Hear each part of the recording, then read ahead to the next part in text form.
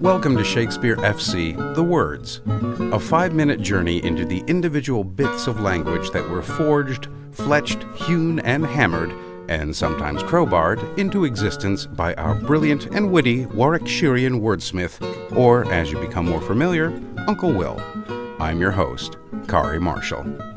It's always a good thing to keep oneself in check, making sure not to overestimate our abilities and get a little bit too big for our britches, or boots for our UK listeners. And a useful tool is to have some outside observer to critique, to offer a perspective that we may ourselves be blind to. We can call them by many different names: coach, boss, parent, or friend, but what hat they will ultimately wear is that of a critic. Uncle Will really created a monster with this one. The connotations of that word are extremely polar. There really doesn't seem to be a middle ground, either the thoughtful and elucidating insights of an observant onlooker or the carping castigations of a fault-finding nitpicker. Either way, William came up with it while he was penning his Love's Labour's Lost, somewhere between 1594 and 1595.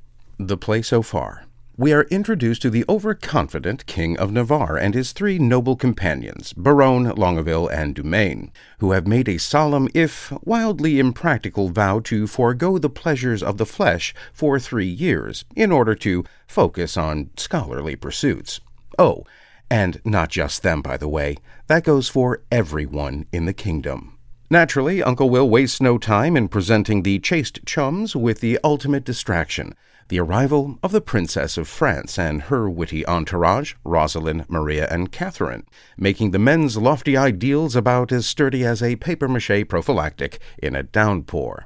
The men's scholarly aspirations begin to unravel as they each fall hopelessly and helplessly in love. Typical of William, we cannot be left without a subplot. A local peasant and servant, Costard, is caught pursuing the woman to which he is actually betrothed to, Jaquenetta, and he is summarily arrested. The Spaniard Don Amado, the one in charge of punishing Costard for his moral transgression, also just so happens to be in love with Jaquenetta. He writes her a love letter for Costard to deliver.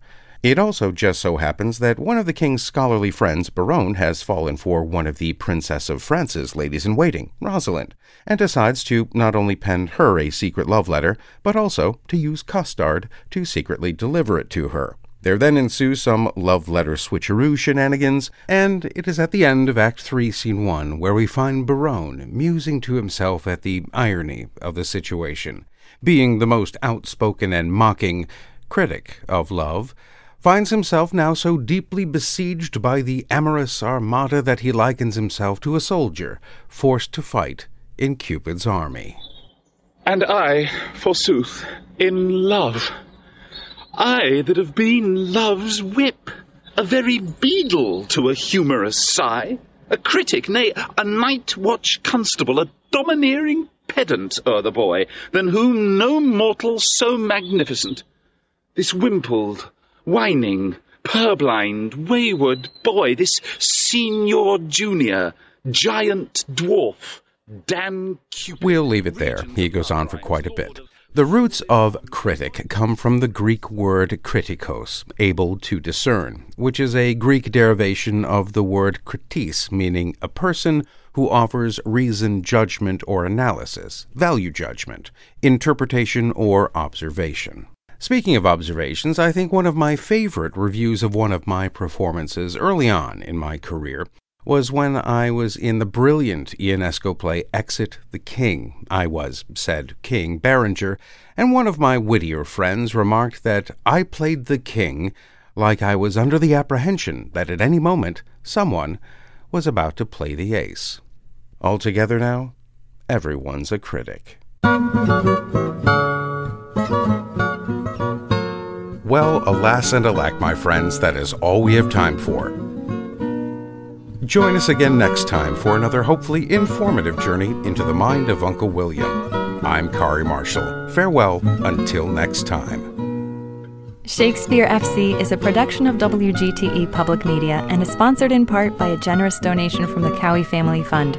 All previous episodes are available at wgte.org/sfc or wherever you get your podcasts.